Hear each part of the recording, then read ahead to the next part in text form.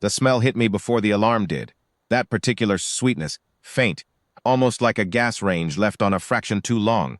I'd learned to recognize it in a converted machine shop in Kandahar, where a bad fuel line could clear a building faster than a firefight.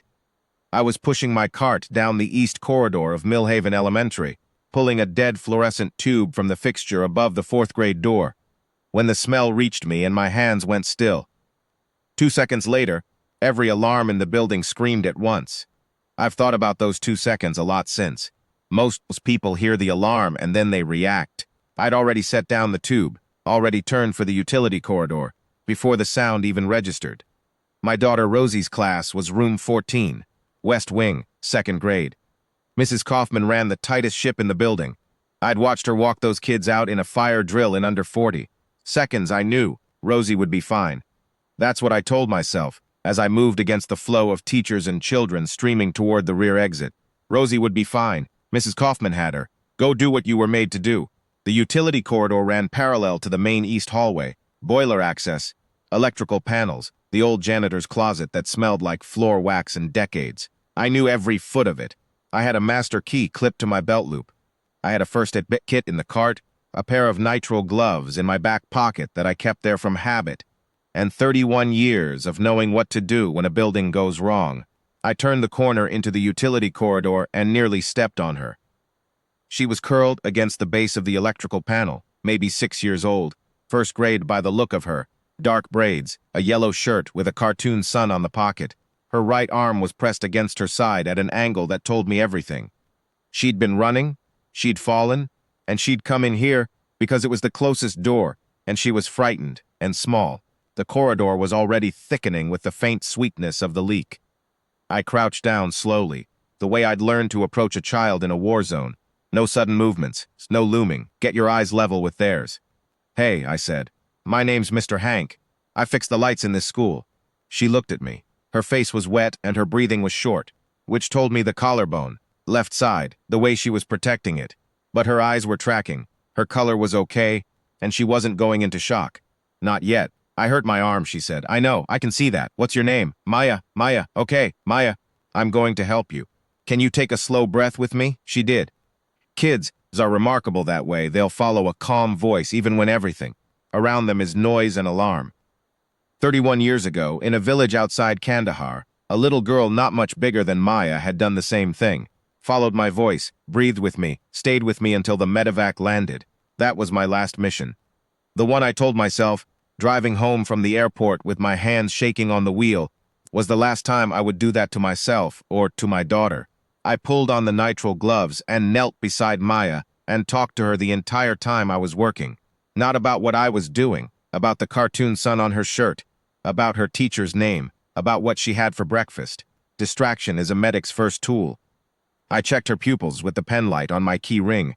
I stabilized her left arm against her torso using the sleeve of my own work shirt, which I stripped off my left arm and tied gently. The collarbone was fractured. Not displaced, not dangerous if she didn't move it. But she needed a paramedic, and she needed air that wasn't getting sweeter by the minute. I got my radio off my cart and keyed the channel the school used for facilities. Nothing. Either the alarm had knocked the repeater, or the channel was saturated. I got my phone. No signal in the corridor. The electrical panel housing was solid steel on 3 sides. I looked at Maya. Okay, I said. Here's what we're going to do. I'm going to lift you very carefully, and we're going to walk toward the door at the end of this hallway. I need you to keep your arm right here, pressed to your side, just like that. Can you do that? Is my mom outside? Your mom is going to be right outside waiting for you, I promise. I carried her the length of the utility corridor with her good arm around my neck and my right hand flat under her, and I pushed the crash bar on the exit door with my hip, and we came out into the light. The rear parking lot of Millhaven Elementary looks like a county fairground on evacuation days. 240 kids, maybe 150 parents who'd arrived in the first 10 minutes, 3 fire trucks, and a pair of ambulances already rolling in through the service entrance. I could see the hazmat unit from the county rolling up the service road. I could hear teachers calling roll. I was maybe 15 steps from the nearest paramedic when a woman's voice tore through the crowd. That's not her teacher. That man is not a teacher. He came out of a side door. Somebody stop him. Her name was Diane, though I didn't know it then. She'd arrived at the lot 60 seconds before I came through the door, and she had not seen Maya's class come out. And she was operating on pure terror, which is the most honest fear a person can feel. I don't hold a single word of it against her. 2 officers converged on me from different angles. Officer Breck got there first. Young, maybe 26, and he had his hand on my arm before I'd finished the first sentence. "Sir, I need you to put the child down." "She has a fractured left collarbone," I said. "I've stabilized it, but she needs a paramedic. If you put her on the ground, she's going to move it." "Sir, put her down and step back now." I looked at him steadily. "The paramedics are right there," I said. "Walk with me 15 steps and hand her to them yourself. Then I'll answer every question you have." He was good. He made the right call. He walked with me, and the paramedic took Maya from my arms with both hands, and I stepped back, and I put my hands where Breck could see them. "Okay," I said. "Ask me what you need to ask." He was thorough. He was professional. He put me in handcuffs, loose, hands in front, which told me he was paying attention, and he walked me toward his cruiser away from the crowd, which was the right instinct. Keep the situation contained. Keep the scared people from seeing something they'd interpret wrong. Diane followed us, screaming at the officers that I had taken her daughter, that I had carried her out of a side door, that nobody had seen me with a class. Breck told her twice, calmly, that Maya was with the paramedics and that she could go to her daughter right now. She didn't move. I didn't say anything. I'd learned a long time ago that the fastest way through a situation like this is to stay quiet and let the process work. Breck sat me in the back of the cruiser, door open, feet on the ground, and he went through my pockets. He found my phone, my key ring, my work ID from Millhaven Elementary, which read Hank Duvain.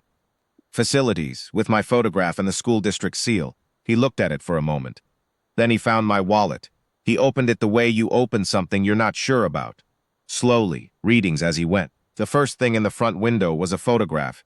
Rosie, 7 years old, in her blue school dress, standing on our front porch on the first day of 2nd grade, squinting into the morning sun and grinning. He looked at it. He looked at me. "Your daughter?" he said. "2nd grade, room 14, Mrs. Kaufman." He kept going. Behind the photo, folded twice, was a laminated card. Army green border, the seal of the 75th Ranger Regiment, and below that in plain block type the commendation summary. Staff Sergeant Henry D. Duvain, Special Operations Combat Medic. 3 deployments, 14 lives confirmed saved in the field. And at the bottom, the line that my commanding officer had read aloud at the ceremony, while I stood at attention and tried not to think about the little girl in Kandahar, the one I'd carried out of the smoke. Distinguished Service Medal, awarded with the gratitude of this nation. Breck read it twice. Then he read the dog tags, which I keep folded behind the card. He turned them over in his hand. He looked at the school ID again. He looked at me. The staging area was 40 feet away. The crowd of parents and teachers was loud and shifting. And then through it, moving fast, came a small shape in a blue dress. Rosie, my daughter, who had spotted my work shirt and my cart near the east wing door and had pulled free of Mrs. Kaufman's hand and was running through the parking lot with her sneakers slapping the asphalt. She hit me at full speed and buried her face in my collar, and I got my cuffed hands around her as best I could. "Dad," she said. And that was all she said. Officer Breck stood very still. Diane had gone quiet behind him. At some point, while he was reading the card, she'd gotten the news from the paramedics. Maya had a clean fracture. No displacement. She was alert and talking. She'd be fine. She was standing 10 feet away.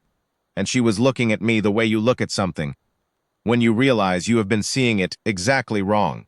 Breck turned to his partner, who had come up behind him. He held out the commendation card. His partner read it, looked at me, looked at Breck. Breck reached over and took the cuffs off. He set them on the roof of the cruiser. He folded the card carefully and put it back where he'd found it and handed me the wallet. He said, "I'm sorry for the delay, sir. You did your job right," I said. "You kept it contained. That's what you're supposed to do." He stood there for a moment, and then he straightened up and he saluted me. Not sharp and stiff the way they do it in parades, but the real version, the one that means something, the one I'd seen officers give old soldiers at ceremonies when they thought no one was watching. I gave him a small nod. Diane took 2 steps toward me. She was still crying, but the terror was gone out of it. She reached out and put both her hands around my right hand, the one with the glove still on it, the one that had held her daughter's good arm against my chest, for the length of a dark corridor. She didn't say anything. She held on for a moment, and then she let go and walked back toward the ambulance where Maya was. Rosie was still pressed against me. I could feel her heart going fast. "You okay, Bug?" I said. "Mrs. Kaufman counted, and you weren't in line," she said into my collar. "She told me you were probably fixing something." "I was," I said. She pulled back and looked at my arm, the stripped sleeve still tied, the gloves. And her face went very serious the way it does when she's deciding whether to be scared. "Did you help somebody?" I smoothed her braid back the way her mother used to do, the gesture I'd been doing since she was 4 days old, the one I never got right and kept trying. "A little girl in a yellow shirt," I said. "She's okay." Rosie considered this with the gravity of a second grader who knows more than she lets on. "Like your last mission," she said. I looked at her. She'd heard me use that phrase once, a long time ago, when she'd asked why I'd left the army and come home. I'd told her, because my last mission was to take care of her. I hadn't known she'd held on to it. "Yeah," I said. "Like that." She nodded once, satisfied, and slipped her hand into mine. Around us the lot was settling. The hazmat crew had capped the line. The fire trucks were standing down. Teachers were walking classes back toward the building entrance. Breck was writing in his notebook. The paramedics had Maya on a gurney, her mother beside her, and even from 40 feet I could see Maya's hand reaching up toward her mom. I picked up my cart from where I'd left it near the east wing door. I checked the dead fluorescent tube was still in the bag, unbroken. I'd need to finish the east corridor fixtures before afternoon pickup. That's the thing about this job. The building doesn't wait. The lights don't fix themselves. And at 2:50 every weekday, my daughter comes through the west wing door looking for my cart because she knows that's where I'll be. I put my gloves in the trash by the loading dock. I put my key ring back on my belt loop. I took the laminated card out of my wallet and looked at it for a second. The seal, the block type, the line at the bottom, and then I put it away. 14 lives. And one more today, in a yellow shirt. I pushed the cart back toward the east corridor and went to fix the lights.